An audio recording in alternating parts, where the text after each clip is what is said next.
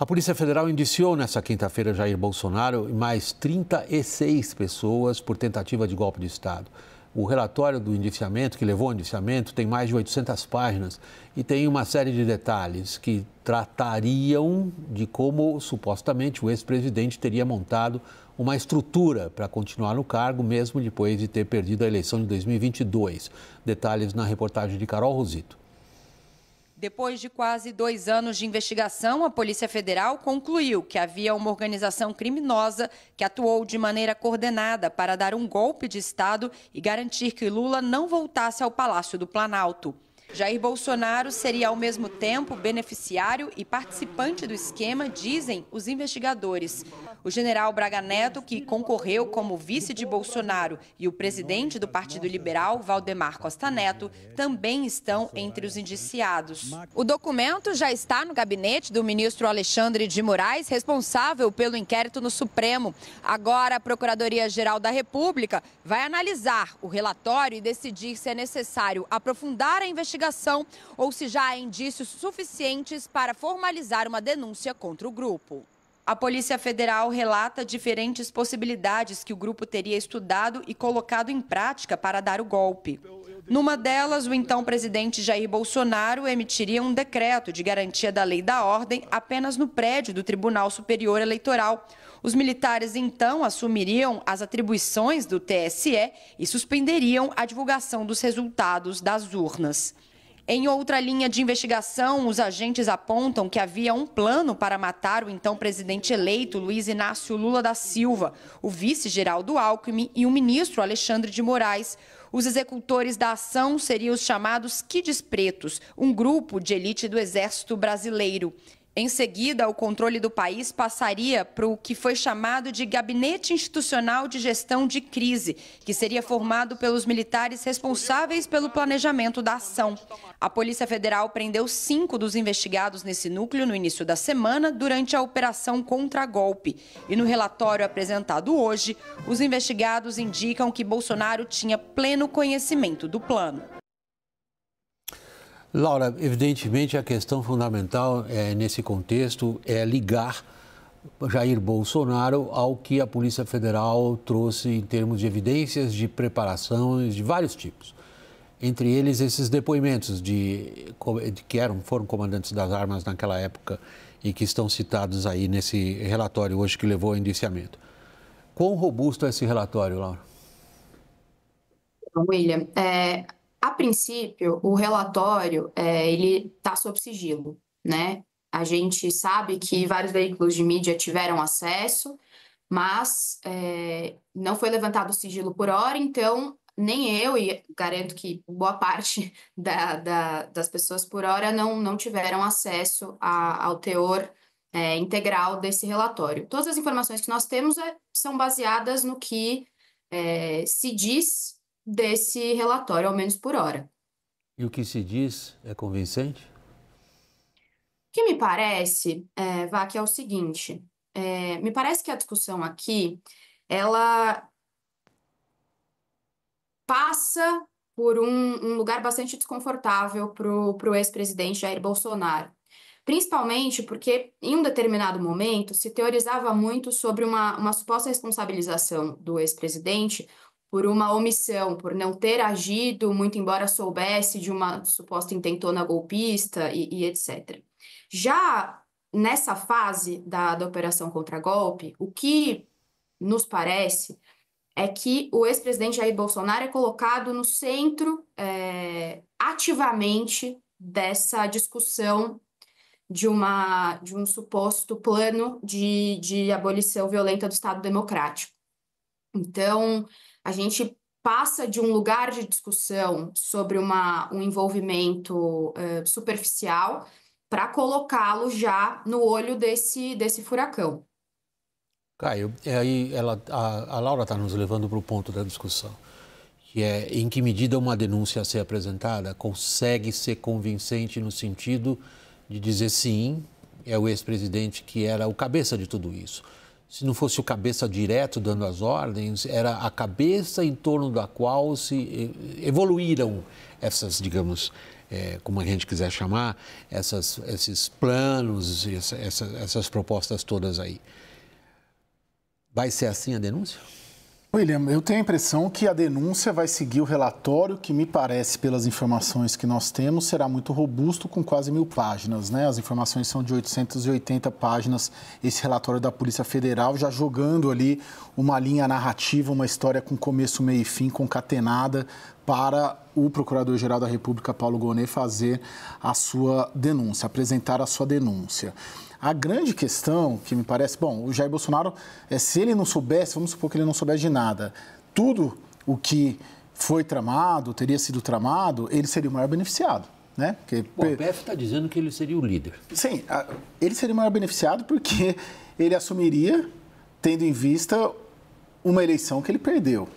Agora, o grande debate jurídico, que eu acho que vamos atravessar o ano que vem inteiro, e até queria escutar a doutora Laura sobre isso, é se a mera cogitação de um golpe de Estado é passível de punição. Porque a estratégia da defesa, Laura, tem sido, né, nas conversas que nós temos, de que ele só poderia ser possível se fosse executado, né? E que se ele for punido, for preso, for condenado pela cogitação, seria uma inovação na jurisprudência penal brasileira, mas eu queria te ouvir sobre isso.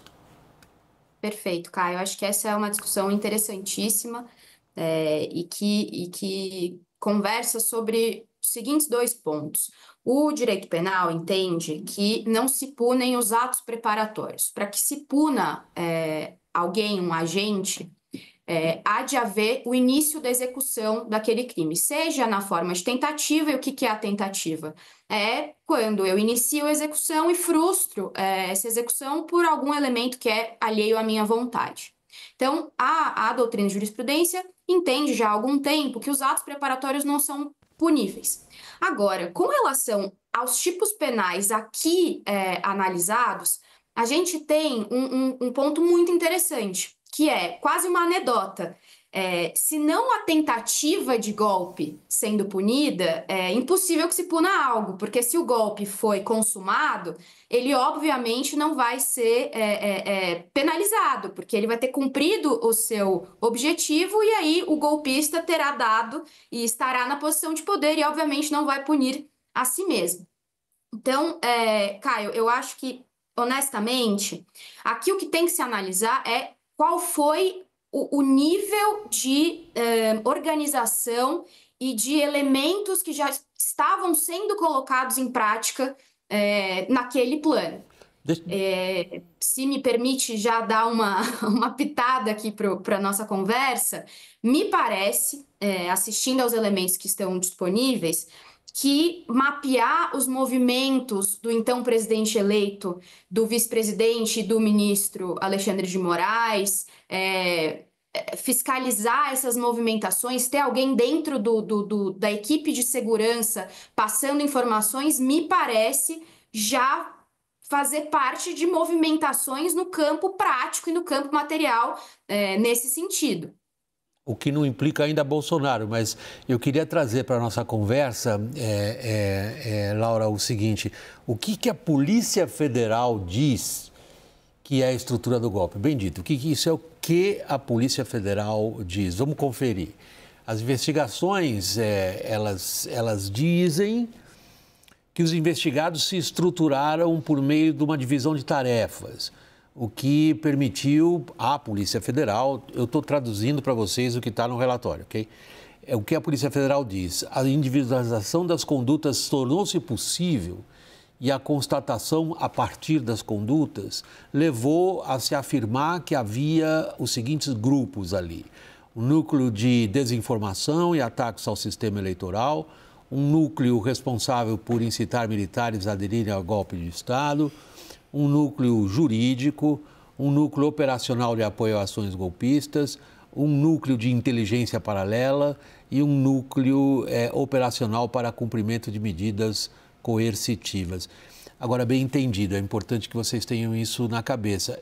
E os títulos a esses núcleos foram dados pela Polícia Federal. Não é que eles se autodenominassem assim. É a Polícia Federal, ao, digamos, fazer esse levantamento das condutas individuais e tudo mais, é que chegou a essa, digamos, categorização, Daniel? Não, justamente, William. Eu queria explorar um tema com a Laura. Hoje eu estive com aliados do ex-presidente Jair Bolsonaro e eu percebi duas linhas ali de construção retórica para a defesa de Jair Bolsonaro. Uma delas muito associada ao que aconteceu com Lula e outra muito associada ao que aconteceu com Trump. Na que aconteceu com Lula, olha, vai ficar demonstrado ao longo dos próximos meses o quanto Alexandre de Moraes ultrapassou todos os limites, o quanto existem de falhas processuais, o quanto ele agiu como vítima, investigador e estará agindo como juiz, então isso é impossível. E isso remete ao processo vivido por Lula na Lava Jato. E outra construção ali que remete a Trump, de que apesar de todas as condenações, tudo que está em cima contra Jair Bolsonaro, veja o caso de Trump, ele pode dar a volta por cima. Bom, essa volta por cima é um juízo político, mas no juízo penal, vamos dizer assim, e aí a pergunta para a Laura, existe alguma semelhança entre o que está acontecendo hoje e a Lava Jato? Esse processo, em algum momento, pode ser revisto por lacunas judiciais em que Alexandre de Moraes possa ter o seu papel contestado? Olha, Daniel, uma ótima pergunta. Acredito que é o papel da defesa levantar os argumentos que forem mais interessantes ali para ela no curso do processo. Essa discussão sobre julgador e vítima num mesmo corpo presente é uma discussão que tem que ser trazida à baila, sendo muito honesta. Mas acredito, principalmente fazendo um paralelo com o Trump, que a organização federativa no Brasil e a organização jurídica aqui do nosso país nos